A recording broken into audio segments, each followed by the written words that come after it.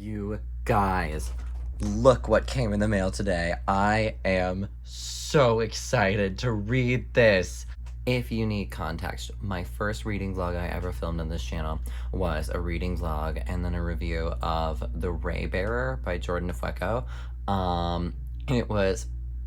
It's a beautiful, like, wonderful fantasy set in, like, African folklore and this just incredible fucking world, with, like, this coming-of-age plot.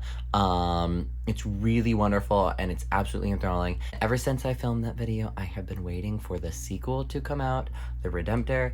It just came out. I pre-ordered this as soon as I could afford it. I am so excited to get back into the world of Tarsai and Sanjeet and all of these incredible people. So I guess if you need context for this, I'll give a little bit of context throughout the review, but if you want, like, actual context, go watch my Ray Bearer video. I have it linked in the channel below. But if you've read The Ray Bearer and you've read The Redemptor and want to jump on a relatively spoiler-free reading vlog of The Redemptor, come along with me as we re-enter this world. I will check back when I've read a bit. Right off the bat, we have action, we have all kinds of things. We have a potential prison break, we have danger. Oh, the powers are on full display.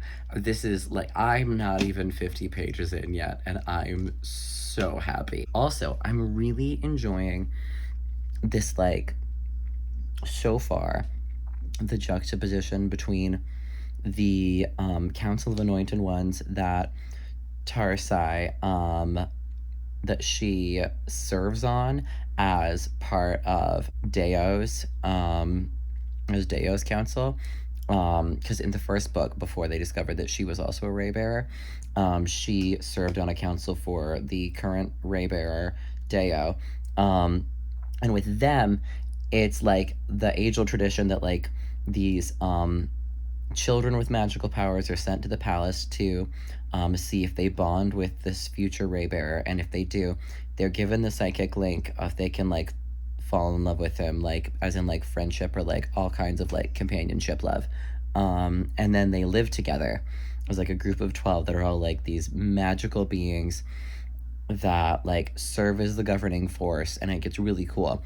But Tarsai is creating her council, rather than, like, the magical children or magical beings of the realms. She is using political leaders of the realms, because her, like, main act as the Ray Bearer so far, it feels like in this book, is this nation has a treaty with the underworld that they are sacrificing children from the Songlands, which is, it's a super oppressed nation.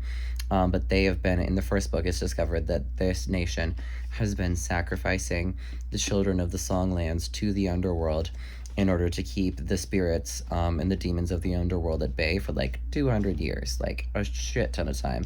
And Tarsai sees the injustice in that and is like, yo, that's fucked up, we need to stop that.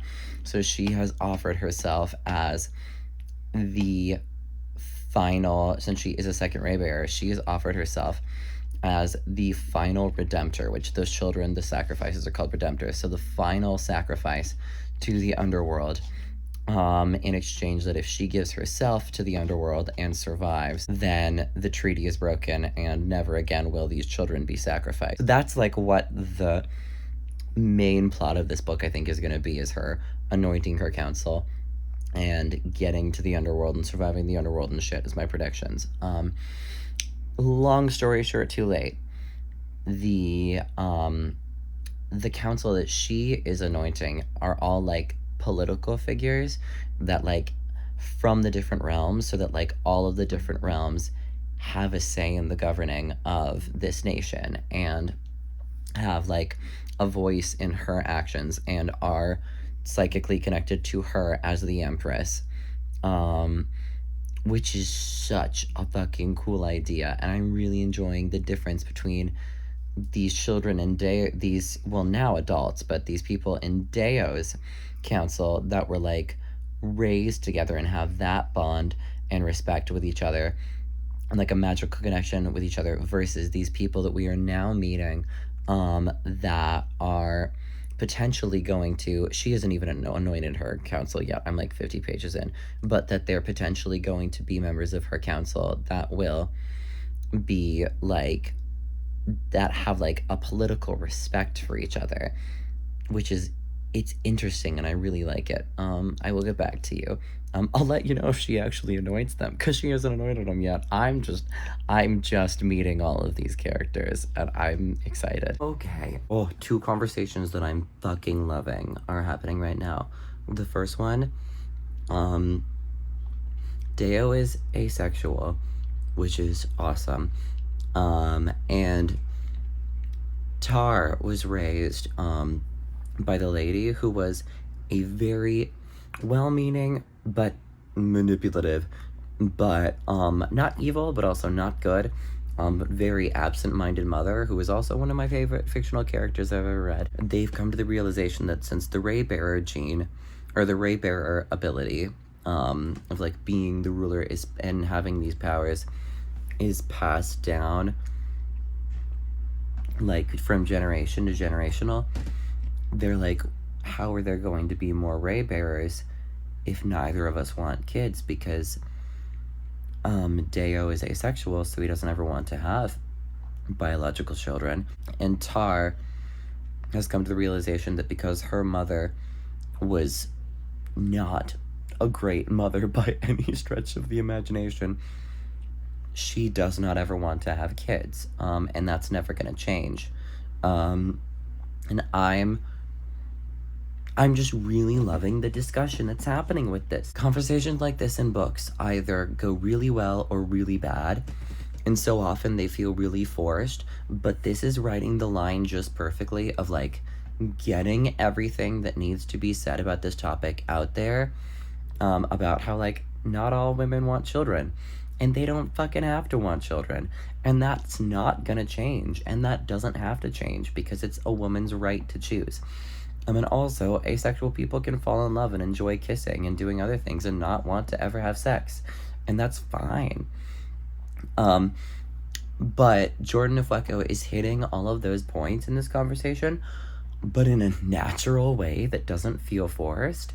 Sorry, I'm trying not to cough, because I made a dumb decision to drink wine when I'm getting over this cough. But Jordan IFUEKO is hitting all of these like major conversation starters and like major things, but hitting them naturally in like ways that they would happen in real life. And it's so good. I will check back in a bit. Okay, so no spoilers. So there really won't be much context for this, but this volcano spirit that we just fucking met was so cool. 84 pages in. This is so good. I don't know if I mentioned this already, but Tar is seeing the dead, like the spirits of the dead children that were sacrificed, and it's fucking terrifying. Also, I just forgot how beautifully like opulent this writing is. Like, oh, Jordan IFUEKO's writing is so beautiful. Hi friends, it's the next day. I am on lunch break at work, so I walked to a dog park and I'm reading. I'm about halfway through the book.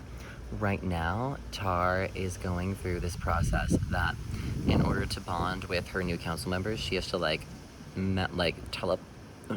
telepathically share like all of her memories with them, which is part of her ability as a ray bearer, is she can implant and take away memories in people.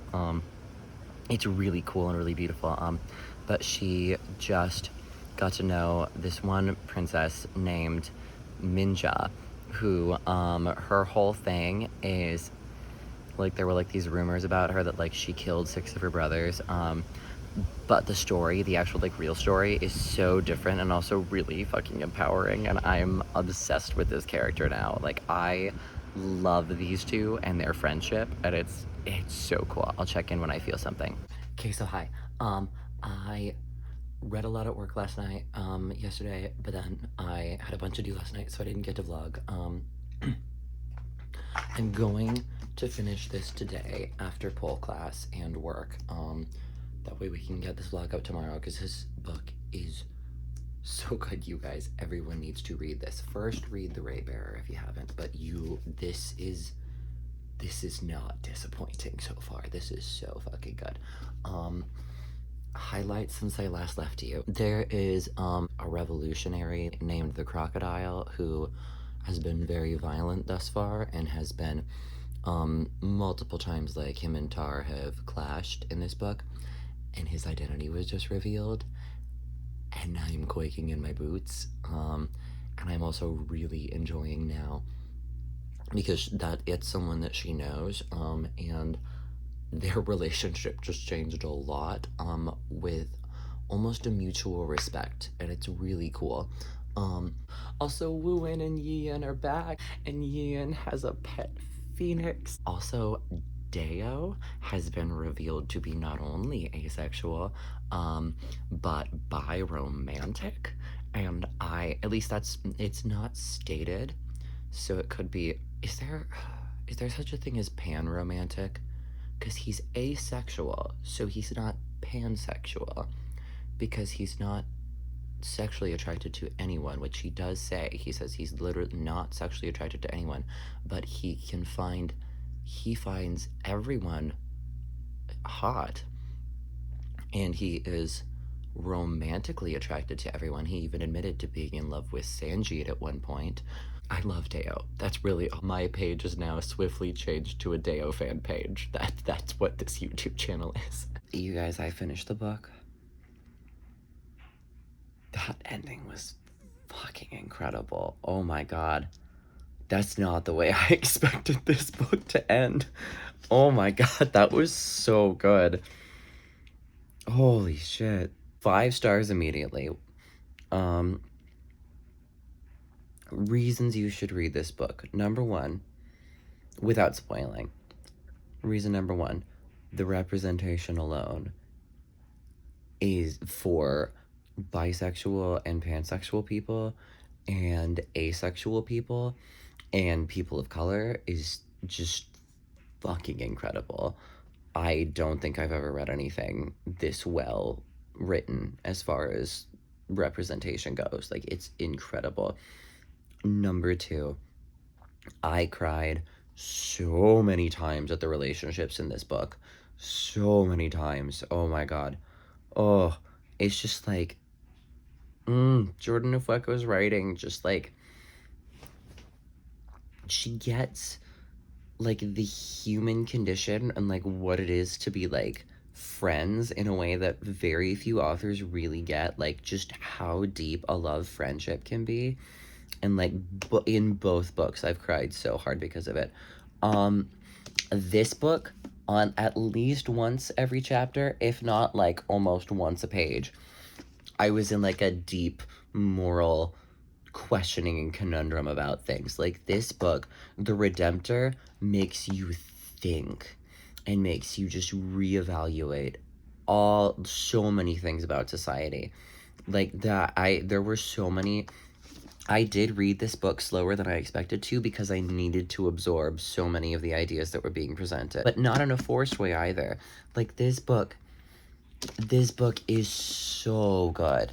The Ray Bearer reignited my love for fantasy, and The Redemptor has, like, reignited my hope for humanity and the world, to be perfectly honest. It's a book for very much for the time, like, the state of the world right now and the times we're living in. And it's very much just a book for the hopeful. It's really about the power of hope, and I'm about to start fucking crying again, so I better stop while I'm ahead. I'm gonna go to bed. But yeah, if you enjoyed, please go buy The Redemptor. It is on sale everywhere. I will link Jordan IFUEKO'S website in my bio. But yeah, if you enjoyed this video, thanks for sticking around and helping out. And If you want more semi-chaotic bisexual content, make sure to hit that subscribe button and ring the notification bell so you can get my videos whenever I decide to post them. This has been the Bi Book Boy, and I am saying bye.